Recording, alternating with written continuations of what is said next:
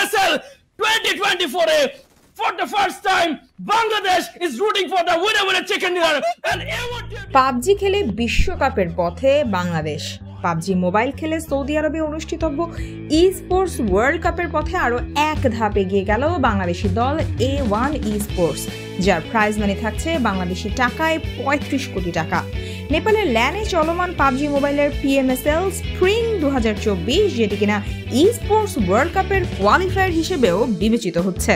এই ই স্পোর্টস টুর্নামেন্টের গ্রুপ স্টেজে ২০ দলের মধ্যে ৩ সপ্তাহের তুমুল প্রতিযোগিতা শেষে A1 ই স্পোর্টস গ্র্যান্ড ফাইনালে জায়গা করে নিয়েছে। বাংলাদেশ ছাড়াও সেখানে অংশগ্রহণ করেছে Nepal, Pakistan, Mongolia, Uzbekistan, Tajikistan, Kazakhstan ও রাশিয়ার প্লেয়াররা।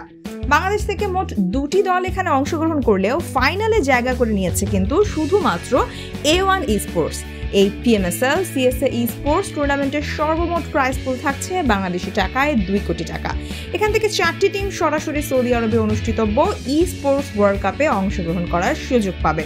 এবছর জুলাই মাসে প্রথমবারের মতো অনুষ্ঠিত হতে যাচ্ছে ই স্পোর্টস ওয়ার্ল্ড কাপ সৌদি আরবে, যেখানে থাকছে ১৯টি গেমসের ই স্পোর্টস ভিত্তিক প্রতিযোগিতা এবং যার সর্বমোট প্রাইজ মানি থাকছে ৬৫৮ কোটি টাকা।